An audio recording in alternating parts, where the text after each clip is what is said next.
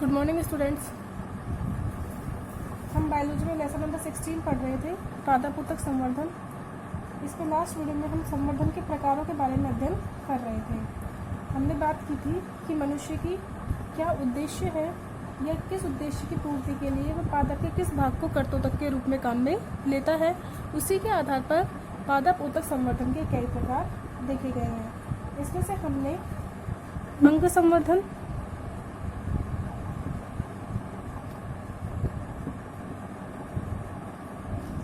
इसमें हम अंग संवर्धन,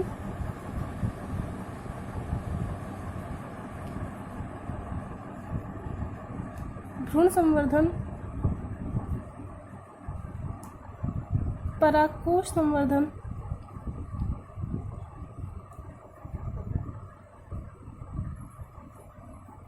जीव द्रव्यक संवर्धन,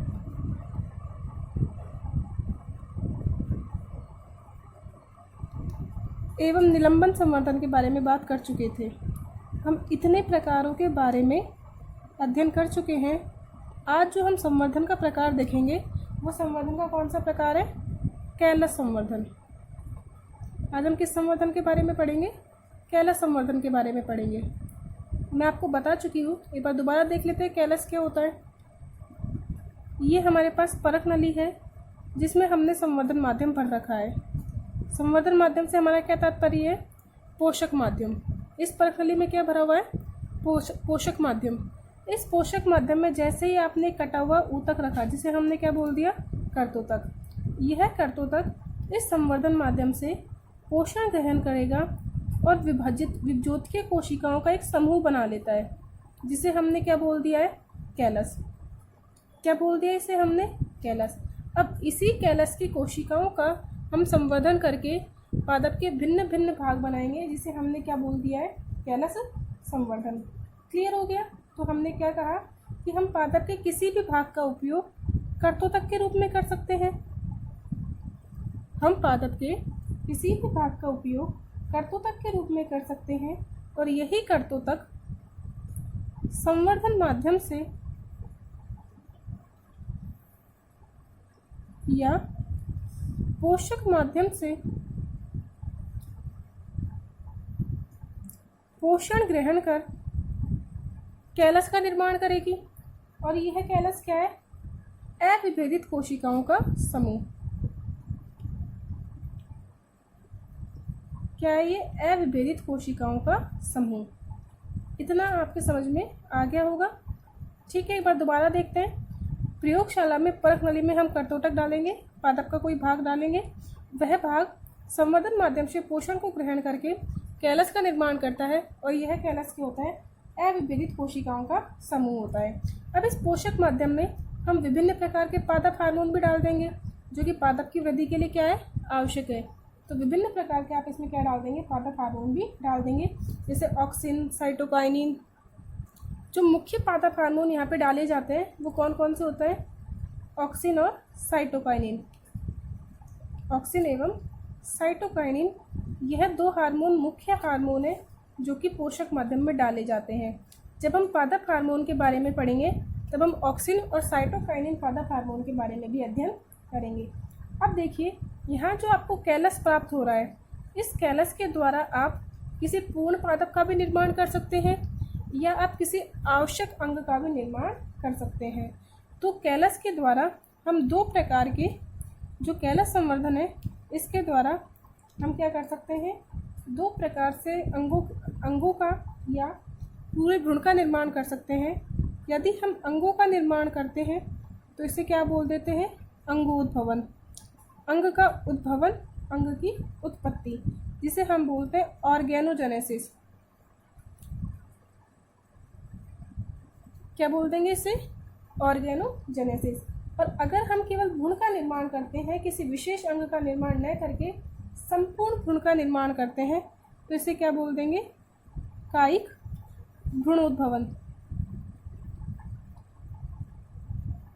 क्या बोल दिया जाएगा इसे? कायिक भ्रूणोद्भवन, यानी कि सोमेटिक एम्ब्रियोजेनेसिस। अब इसे कायिक भ्रूणोद्भवन क्यों कहा? क्योंकि हमें पता है भ्रूण के निर्माण के लिए क्या होगा, नर एवं मादा युग्मक मिलकर के युग्मनज बनाएंगे और फिर वो भ्रूण का निर्माण करता है। लेकिन यहाँ पे कायिक कोशिकाओं के द्वारा भ्रूण का निर्माण हो रहा है, इसीलिए इसे क्या बोल दिया है, कायिक भ्रूणोद्भवन। अब देखिए जो अंगोद्भवन की प्रक्रिया है, इसमें पादप क्या, जड़, तना, पत्ती, पुष्प, पादप के किसी भी अंग का निर्माण कर सकते हैं, किसमें, अंगोद्भवन की प्रक्रिया में। अब इस अंगोद्भवन की प्रक्रिया में आप जड़ों का निर्माण करना चाहते हैं या पादप के प्ररूह वाले भाग का निर्माण करना चाहते हैं, यह डिपेंड करता है किसके ऊपर, आपके ऑक्सिन और साइटोकाइनिन के अनुपात पर। जो ऑक्सिन है यह जड़ों के निर्माण को क्या करती है, प्रेरित करती है। ऑक्सिन हार्मोन क्या करता है, जड़ों के निर्माण को प्रेरित करता है, जबकि साइटोकाइनिन क्या करता है, प्ररूह के निर्माण को प्रेरित करता है। अब देखिए ये जो अंगोद्भवन की प्रक्रिया है, इस अंगोद्भवन की प्रक्रिया में यदि जड़ों का निर्माण होता है तो इसे क्या बोला जाता है, राइजोजेनेसिस। क्या बोलेंगे, यदि जड़ का निर्माण होता है तो इसे क्या बोल देते हैं, राइजोजेनेसिस। अर्थात मूल जनन या जड़ जनन। जबकि प्ररूह का विकास यदि होता है तो इसे क्या बोल देते हैं, प्ररूह जनन। यदि प्ररूह का विकास होगा तो क्या बोल देते हैं इसे, प्ररूह जनन। अब कैलस के द्वारा जड़ निर्मित होगी या प्ररूह निर्मित होगा, ये डिपेंड करता है ऑक्सिन एवं साइटोकाइनिन पादप हार्मोन के अनुपात पर। बनने वाले कैलस से मूल का निर्माण होता है अथवा प्ररूह का निर्माण होता है, यह ऑक्सिन एवं साइटोकाइनिन पादप हार्मोन के अनुपात पर निर्भर करता है। यदि ऑक्सिन की मात्रा ज़्यादा है एवं साइटोकाइनिन की मात्रा कम है, यदि ऑक्सिन की मात्रा ज़्यादा है एवं साइटोकाइनिन की मात्रा कम है तो किसका निर्माण होता है, जड़ों का निर्माण होता है। तो देखिए दोबारा, यदि ऑक्सिन हार्मोन की मात्रा क्या है, ज़्यादा, और साइटोकाइनिन हार्मोन की मात्रा क्या है, कम, तो किसका निर्माण हो जाएगा, जड़ों का। इसी के विपरीत यदि ऑक्सिन हार्मोन की मात्रा क्या है, कम, नीचे की तरफ एरो क्या दर्शा रहा है, मात्रा क्या है इसकी, कम, जबकि साइटोकाइनिन की मात्रा कैसी है, ज़्यादा, तो किसका निर्माण हो जाता है, प्ररूह का। तो क्या ध्यान रखना है आपको, जो ऑक्सिन हार्मोन है यह ऑक्सिन हार्मोन जड़ों के निर्माण को प्रेरित करता है।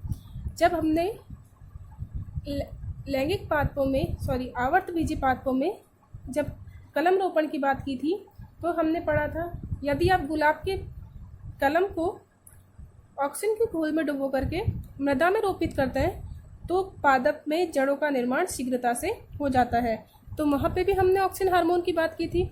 ऑक्सिन हार्मोन पादपों में जड़ों के निर्माण को प्रेरित करता है। तो देखिए क्या देखा हमने अंगोद्भवन में, अंगोद्भवन की प्रक्रिया के द्वारा आप किसी विशेष अंग का निर्माण कर सकते हैं, वो जड़, तना, पत्ती, फल, फूल कुछ भी हो सकता है। यदि जड़ों का निर्माण हो रहा है तो इसे मूल जनन या जड़ जनन कह देंगे, जबकि प्ररूह का निर्माण होता है तो क्या बोल देते हैं, इसको प्ररूह जनन कह दिया जाता है। अब जड़ निर्मित होगी या प्ररूह निर्मित होगा, ये ऑक्सिन एवं साइटोकाइनिन के अनुपात पर निर्भर करेगा। ये अनुपात किस में होगा, संवर्धन माध्यम में। किस में होगा ये, संवर्धन माध्यम में। ऑक्सिन की मात्रा ज़्यादा होगी और साइटोकाइनिन की मात्रा कम होगी तो जड़ निर्मित होगी, जबकि ऑक्सिन की मात्रा कम होगी और साइटोकाइनिन की मात्रा ज़्यादा होगी तो प्ररूह निर्मित होगा। अब हम बात करते हैं कायिक भ्रूणोद्भवन की, यानी कि सोमेटिक एम्ब्रियोजेनेसिस की। यदि आप कैलस के द्वारा भ्रूण का निर्माण करते हैं तो इसे क्या बोल देते हैं, भ्रूणोद्भवन। तो क्या बोल देंगे इसे, भ्रूणोद्भवन। ठीक है, हम बात करते हैं कायिक भ्रूणोद्भवन की। जो कायिक भ्रूणोद्भवन है, कैलस के द्वारा सबसे पहले कायिक भ्रूण का निर्माण सबसे पहले किसके द्वारा किया गया था, रिनर्ड एवं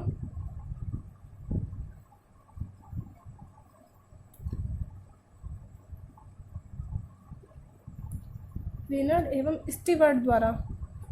सबसे पहले किसके द्वारा किया गया, रिनर्ड एवं स्टीवर्ट नामक वैज्ञानिक ने सबसे पहले कायिक भ्रूण का निर्माण किया था। अब ये जो कायिक भ्रूण आप निर्मित करना चाहते हैं, यह आप अगुणित भ्रूण निर्मित करना चाहते हैं अथवा द्विगुणित भ्रूण का निर्माण आप करना चाहते हैं, यह आपके ऊपर डिपेंड करता है। और जिस प्रकार का भ्रूण आप निर्मित करना चाहते हैं उसी प्रकार की आपको कैलस कोशिकाएं लेनी होंगी। यदि आपको अगुणित भ्रूण का निर्माण करना है तो आप अगुणित कोशिकाओं का संवर्धन करेंगे।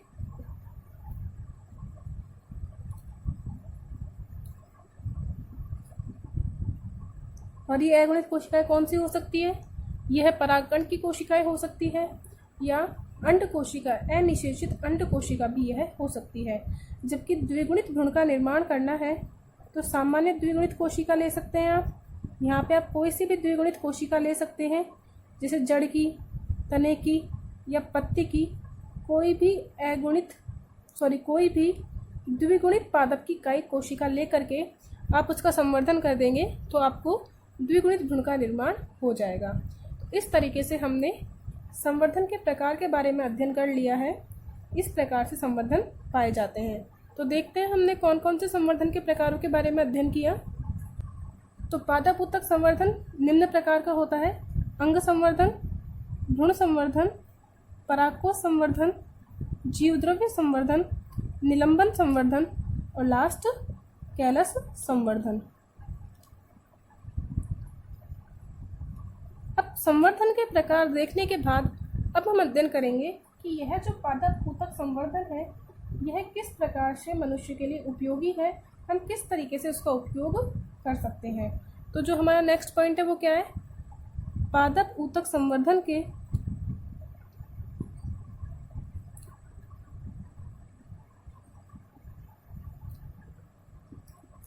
अनुप्रयोग।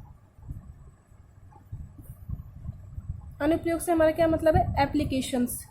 किस तरीके से आप पादप ऊतक संवर्धन को यूज कर सकते हैं। तो देखिए, पादप ऊतक संवर्धन के अनुप्रयोग में पहला अनुप्रयोग क्या है कि इसके द्वारा हम सूक्ष्म प्रवर्धन की क्रियाविधि को संपन्न कर सकते हैं। सूक्ष्म प्रवर्धन यानी कि माइक्रो प्रोपगेशन। इस माइक्रो प्रोपगेशन के बारे में हम आज से पहले 2 और बार पढ़ चुके हैं। पहली बार हमने पढ़ा था जब हमने पादपों में जनन की बात की थी, और अभी कुछ वीडियोज पहले हमने किस प्रकार से ऊतक संवर्धन की क्रियाविधि होती है उसमें भी हमने सूक्ष्म प्रवर्धन के बारे में अध्ययन किया था। सूक्ष्म प्रवर्धन क्या किया जाता है? यह ऐसे पादप जो थोड़े कॉस्टली होते हैं उन पादपों के लिए किया जाता है जिन्हें हम क्या बोलते हैं? Noble plants. इन नोबल प्लांट्स का प्रयोगशाला में कम समय में अधिक मात्रा में उत्पादन किया जा सकता है, अधिक संख्या में उत्पादन किया जा सकता है माइक्रो प्रोपगेशन यानी कि सूक्ष्म प्रवर्धन की प्रक्रिया के द्वारा। तो कौन कौन से पादपों की बात करते हैं हम यहाँ पे बात करते हैं गुलदाउदी,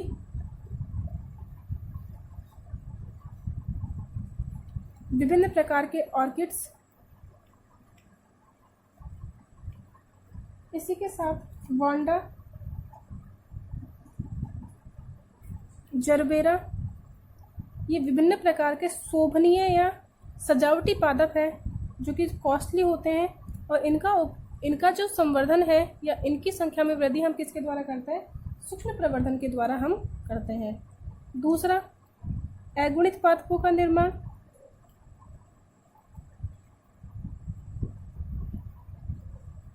यहाँ पे भी हम बात कर चुके हैं। यदि आपको अगुणित पादप चाहिए, अगुणित पादपों का निर्माण करना है तो क्या किया जाएगा? यहाँ पे पादप के परागकणों का संवर्धन हम कर सकते हैं। तो इन्हें हम कह सकते हैं पुंजनीय पादपों का निर्माण, जिनमें केवल किसके लक्षण हो? नर के लक्षण हो।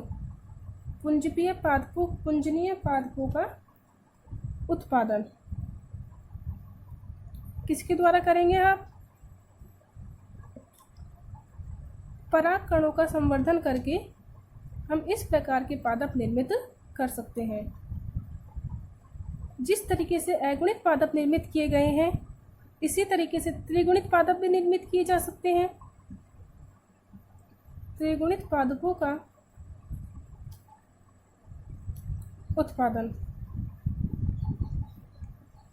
जब हमने संवर्धन के प्रकार देखे थे वही इनके अनुप्रयोग में शामिल हो रहे हैं। तो त्रिगुणित पादप किससे बनेंगे हमारे? भ्रूण कोश के संवर्धन से। भ्रूण कोश के संवर्धन के द्वारा हम त्रिगुणित पादप निर्मित कर सकते हैं। और सामान्यतः यह त्रिगुणित पादप कैसे होते हैं? बीज रहित पादप होते हैं। इन्हें हम बहुगुणित पादप भी कह सकते हैं। जो एन कंडीशन होती है इसे हम बोलते हैं अगुणित कंडीशन। जो 2n कंडीशन होती है इसे हम बोलते हैं द्विगुणित कंडीशन। 2n के बाद 3n, 4n, 5n ये क्या होते हैं? आपके बहुगुणित अवस्था। क्लियर हो गया? इसी तरीके से हम भ्रूण का बचाव कर सकते हैं। हमने देखा था यदि कोई अपरिपक्व भ्रूण है और उसे सामान्य परिस्थितियों में परिवर्तित किया जाए और सामान्य परिस्थितियों में इसका विकास किया जाए तो मे भी ऐसी संभावना बनती है कि वो नष्ट हो जाए। लेकिन यदि इस अपरिपक्व भ्रूण को आप संवर्धन माध्यम में स्थानांतरित कर देते हैं, कहाँ स्थानांतरित कर देते हैं इसे? संवर्धन माध्यम अर्थात पोषक माध्यम।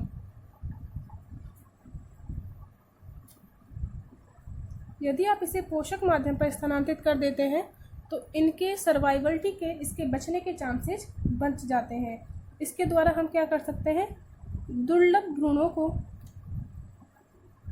ऐसे पादप जो बहुत ही दुर्लभ हैं उनके भ्रूणों को क्या कर सकते हैं? हम बचा सकते हैं। क्लियर हुआ? इसी प्रकार से हम विषाणु मुक्त पादपों का निर्माण भी कर सकते हैं।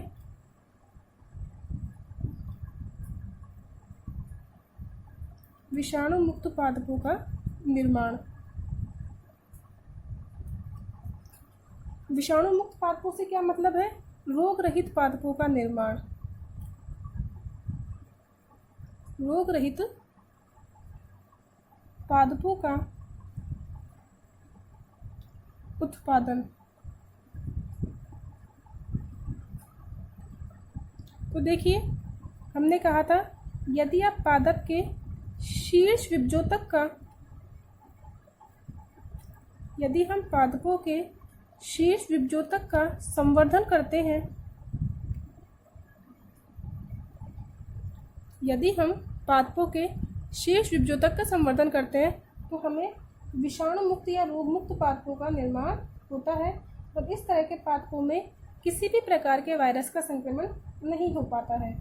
इस तकनीक के द्वारा हमने कुछ विषाणु मुक्त पादप निर्मित किए हैं, जैसे आलू के विषाणु मुक्त पादप। आलू के विषाणु या वायरस मुक्त पादप। और कौन कौन से वायरस मुक्त पादप बनाए हमने? एक तो वायरस एस से मुक्त, ऐसे पादप जिनमें वायरस एस का संक्रमण नहीं होता। तो पोटैटो वायरस एस वाला हमने एक प्लांट निर्मित किया है।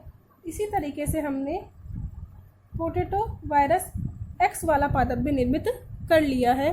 ऐसे पादपों में, ऐसे आलू के पादपों में किसी भी प्रकार के वायरस का संक्रमण नहीं होता। अब देखिए पादप ऊतक संवर्धन का जो लास्ट अनुप्रयोग है वो क्या है? कृत्रिम बीज का निर्माण।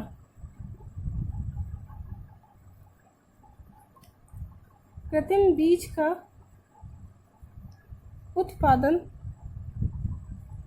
या संपुटीकृत बीज का उत्पादन। हम पादप ऊतक संवर्धन की प्रक्रिया के द्वारा कृत्रिम बीजों का भी उत्पादन कर सकते हैं। संपुटीकृत का मतलब क्या होता है? कैप्सूल। हम उन बीजों के ऊपर एक आवरण बना सकते हैं, आवरण निर्मित कर सकते हैं जो कि एज ए कैप्सूल काम करेगा और पादप को विपरीत परिस्थितियों में बचाने का भी काम करेगा। अब इस कृत्रिम बीज का निर्माण कैसे होता है ये कब पढ़ेंगे हम हमारे नेक्स्ट वीडियो में। तो आज हमने कैला संवर्धन के बारे में पढ़ा और पादप ऊतक संवर्धन के सारे अनुप्रयोग के बारे में देखा। हमारा एक अनुप्रयोग जो है वो शेष बच गया, वो हम कहाँ देखेंगे? हमारे नेक्स्ट वीडियो में। तो एक बार दोबारा देख लेते हैं हम अनुप्रयोग। सूक्ष्म प्रवर्धन कर सकते हैं, अगुणित पादप निर्मित कर सकते हैं, त्रिगुणित पादप निर्मित कर सकते हैं, भ्रूण का बचाव कर सकते हैं, और साथ ही साथ विषाणु मुक्त पादपों का निर्माण कर सकते हैं और कृत्रिम बीजों का उत्पादन कर सकते हैं। अब इन कृत्रिम बीजों के उत्पादन के बारे में पढ़ेंगे हमारे नेक्स्ट वीडियो में। Thank you.